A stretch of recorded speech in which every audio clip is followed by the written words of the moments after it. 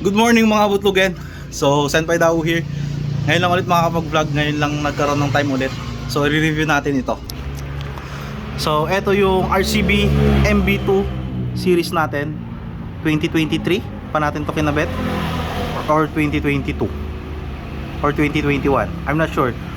Kukuhan ko na lang dyan sa screen kung ilang years na to. So, bigyan natin ng review after ilang years. Ganito mag-review, di ba mga butlugen? Kala nyo iniwan ko na kayo, no? So, sa XRM natin. Ayan.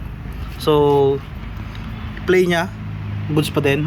Wala pa ring tagas.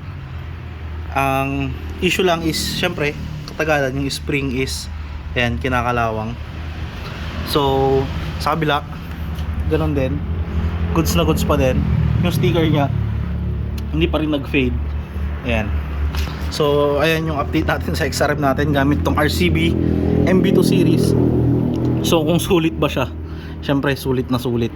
Kon lang pala to, hindi siya fully adjustable.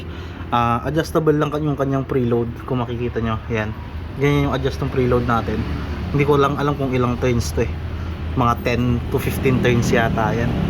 So, ayan yung review natin sa RCB MB2 series natin. Sa mga naghahanap ng XRM natin, ayan, yan yung kanyang kalagayan.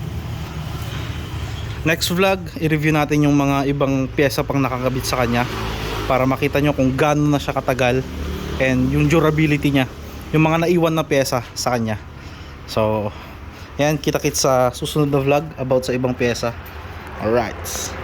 Senpai Dao, peace!